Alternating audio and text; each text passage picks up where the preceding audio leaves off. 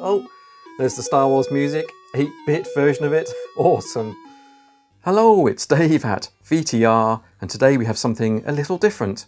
In this box, I have some components that will allow me to finish off a build of a retro gaming system. Now, this is the first time I've actually talked about gaming on this channel. When I was a child, I played with lots of action figures, but I was also really heavily into gaming. And here in front of us we have a classic Atari 2600. I didn't actually have one of these when I was growing up, but I do remember going around to a friend. I remember playing Defender, awesome game at the time. In fact, I have quite a few classics over here.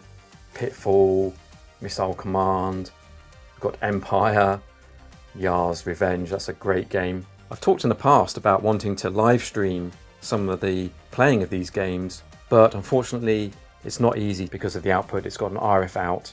In the UK we had a real battle between the ZX Spectrum and the Commodore 64. I found this at a car boot a few years back. I've had it refurbished and it's working really nicely now. The Commodore 64 was actually the machine that I grew up on. It's a machine that I absolutely love. I spent hours and hours playing games on the Commodore 64. I also learned to program, I learned BASIC, I learned machine code, I did some demos, I created some of my own small games as well. And I really would love to get a Commodore 64, but I'm slightly put off because these machines are getting so old now that they break so easily. So I thought about creating a retro gaming system that can emulate all of these classics from my childhood. The route that I took a few years ago for retro gaming was to use a system called RetroPie. Now, RetroPie is basically a series of emulators that mimic your favorite gaming systems. I have chosen to run it on a Raspberry Pi, and these are really nifty boards. You've got HDMI ports, you've got USB ports, powerful processor, plenty of memory. There's even an extension connector there as well, so you can plug this into whatever you like. As I showed you here, we've got Pitfall, and I've got Pitfall installed on this RetroPie. Now this will load using the Atari 2600 emulator. We've got the sound effects as well, and it looks pretty good. Not bad emulation at all. Let's just quickly revisit the hardware here. It's a little bit of a mess. We have this wireless dongle that's plugged in so that we can use an old Xbox controller for the joystick, and we have cables running everywhere, and to be honest, this case, not the prettiest thing in the world. And this takes us now to the box that I showed at the beginning of the video. In here, I have, from Monster Joysticks, an awesome arcade joystick using all the same switches that you'd expect from a proper arcade machine. Because the Raspberry Pi is so small, the Raspberry Pi itself can sit inside the joystick. I'm going to build this joystick now, and then we can take a look at what I hope will be an awesome looking gaming system. This joystick comes in kit form. We have the casing. This is nicely machine cut. You also get the joystick itself. This is such high quality. You can hear the switches there. This is going to take you back to the arcade. This feels really solid. I think Daley Thompson's Decathlon is not even going to bust this joystick. We also have a whole host of buttons. Let's just have a feel. Oh yeah. This is basically the joystick adapter. Now, because the Raspberry Pi itself is going to sit inside the joystick casing, it means you can have a direct connection between the joystick and the Raspberry Pi. You're going to get instant feedback from your joystick whilst playing the game. When you're playing things like Street Fighter and those other kinds of fighting games where you need the reactions, this is going to be an awesome setup. A bunch of cables that presumably are going to connect the joystick and the buttons to that adapter. I'm going to read these instructions, get on with the build, and if anything interesting happens during the build, I'll interrupt and let you know what's going on. Let's get to it.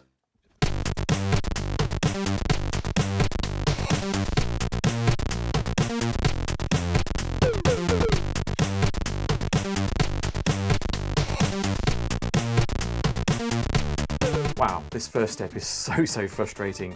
Basically, you just need to remove all the covering, the protective covering off of these case pieces, but it takes forever. I've only done one piece so far. I'll come back when they're all done.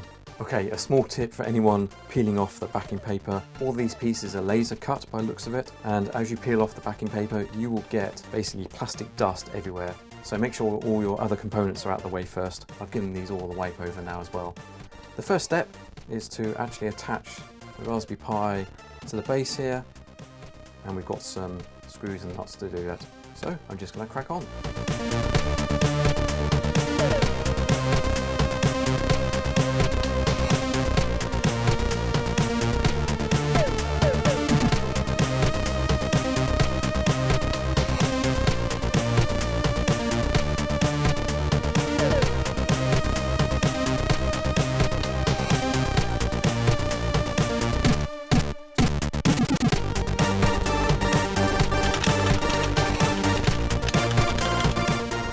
The next step is to install this glorious joystick, but before I do that I'm going to make a slight mod.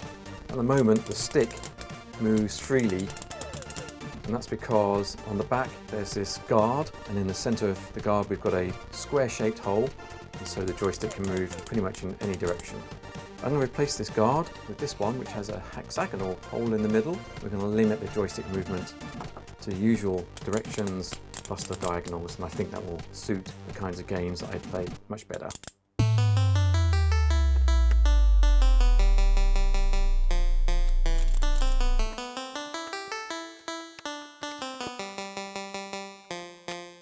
The instructions did claim that you only needed a screwdriver for this, but you do need a spanner or a socket in order to install this joystick to the case.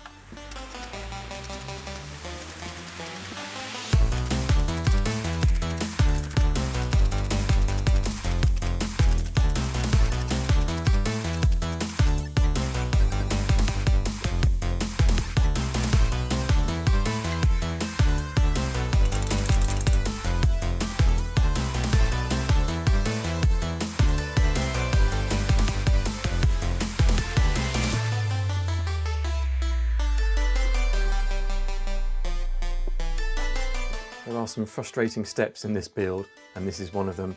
You need to ensure that the screw goes through the hole in the side of the case here, and then the screw threads into that nut there, which is held by a slot in the bottom of the case. Oh well, I think there's only another 7 of those to go.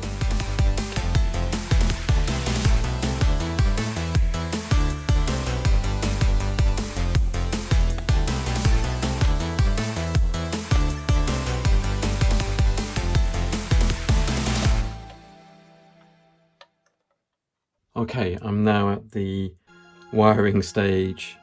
I hope I get this right. I don't want to blow anything up.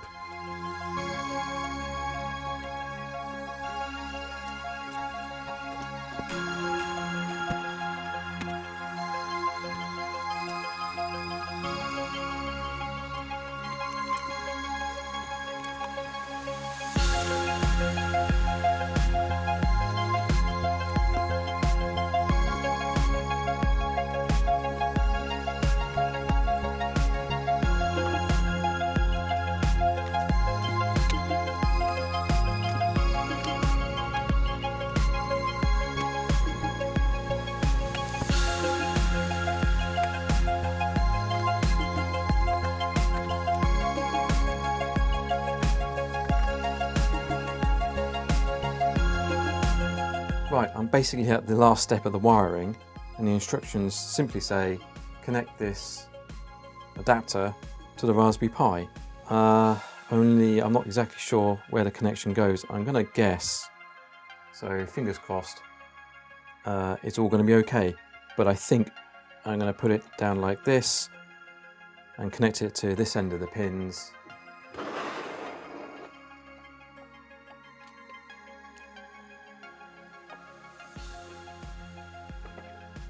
That seems right because it's pretty much the only place it can go.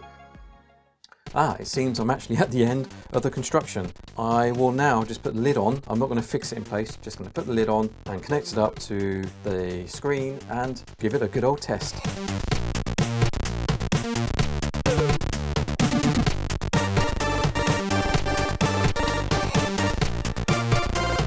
Alright, so I've plugged in the monitor, I've plugged in power. Thankfully, no smoke came out of the box, and as you can see, RetroPie is now started. I did have to configure the joystick to work with RetroPie, but that was simple enough.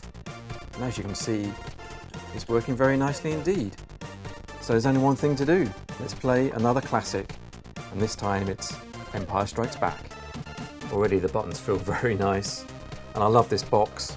It's so much neater than all the wires and cables I had before, and it just looks so smart. It feels like you're at the arcade. Oh, there's the Star Wars music, 8-bit version of it. Awesome. Let's press the start button. Yes, that's working nicely. Here we go on my Snowspeeder 8-bit version. Look at that. Rapid fire. Let's see if we can take out some AT-ATs. Oh, there's my radar. Come on, there's one. There we go. Right, if I remember, there's a flashing hatch that you have to try and hit. Oh, he's got me. Ah, he's got me again. Oh no, I'm already dead. Ah. I have to say, this joystick feels amazing. There we go. There we go, come on. Ah. I am not as good as I used to be, that's for sure. Oh, there's the hatch. Come on, let's get the hatch. Ah. Man. Oh no, I'm terrible. Let's give it one more go. Come on, we can get one of these. Give us the hatch, there's the hatch, come on. Ah, he's gone, hooray. Yeah, this is awesome. Super pleased with this. Ah, hatch is round the back. Ah, it's gone.